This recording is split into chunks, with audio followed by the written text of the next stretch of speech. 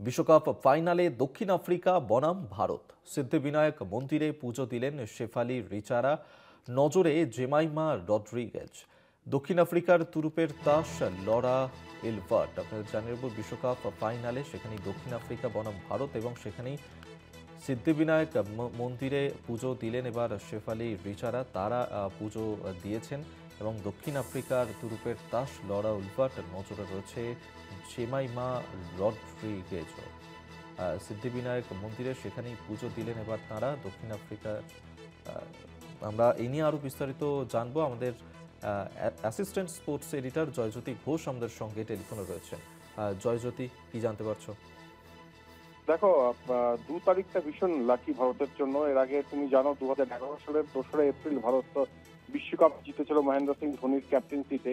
আজকে আরো একটা 2 তারিখ, হয়তো এপ্রিল মাস নয়, এটা নভেম্বর মাস। তাই দেখা যাক কোনোভাবে সেই কানেকশনটা কাজ করে কিনা, কারণ ওই একই শহরে, স্টেডিয়ামটা হয়তো বদলে গেছে, ওয়াংখেড়ে নয়, ডিওয়াই পাটিল, তবে শহরটা একই। তাই আবেগ এই মুহূর্তে মানে সাংঘাতিক ভাবে রয়েছে এই মহিলা ক্রিকেট বিশ্বকাপ নিয়ে। এবং আরো বেশি করে আবেগটা এই জন্যই রয়েছে, তার কারণ হচ্ছে যে গত ম্যাচে দুর্দান্ত পারফরমেন্স জেমাইমা রড্রিগেজ, একই সঙ্গে হরমনপ্রীত কৌর।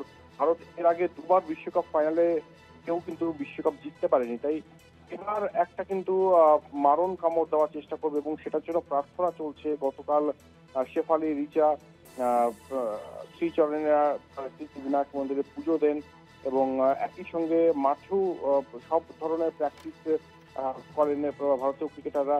তবে অমল মজুমদার, যিনি ভারতীয় দলের কোচ, তিনি কিন্তু যথেষ্ট রকম রিল্যাক্স রাখার চেষ্টা করছে, কারণ এত বড় একটা মঞ্চ, বড় মঞ্চে পারফর্ম করার আগে অনেক সময় মানে স্নায়ুর লড়াই যেটা হয়, স্নায়ুর লড়াইয়ে পিছিয়ে পড়ে অনেক ক্রিকেটার। অনেক বড় বড় ক্রিকেটারদের আমরা দেখেছি, আমরা সচিনকে দেখেছি 2003 ওয়ার্ল্ড কাপ ফাইনালে পারফর্ম করতে পারেনি, অথচ সেই বিশ্বকাপে দুর্দান্ত পারফর্মার ছিলেন সচিন টেন্ডুলকার। তাই ওরকম যাতে মানে টেন্স হয়ে যাতে ব্যর্থ না হয় কোনো মহিলা ক্রিকেটার, সেটার ব্যবস্থা করছেন অমল মজুমদার এবং আশা করছেন যে এবার ভারত ভালো কিছু করবে এবং আজকের রাতটা আরো একবার দিওয়ালি পালিত হবে শুধুমাত্র নবী মুম্বাইতে নয়, গোটা ভারতবর্ষ, মানে আসমুদ্র হিমাচল জুড়ে। তাই এটাই বলার যে আজকের এই হাই ভোল্টেজ ম্যাচে প্রত্যেকে নজর থাকবে।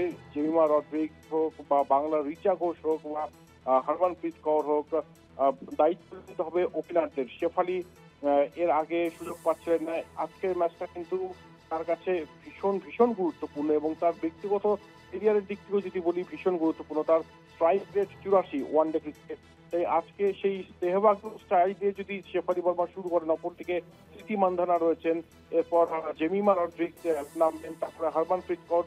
ব্যাটিং লাইন আপ যথেষ্ট ভালো। তবে আরো একজনের ক্রিকেটারের কথা বলবো, দীপ্তি শর্মা কিন্তু ক্রুশিয়াল ফ্যাক্টর হতে পারেন। তিনি বল হাতে এবং ব্যাট হাতে দুই বিভাগে ভীষণভাবে সক্রিয়।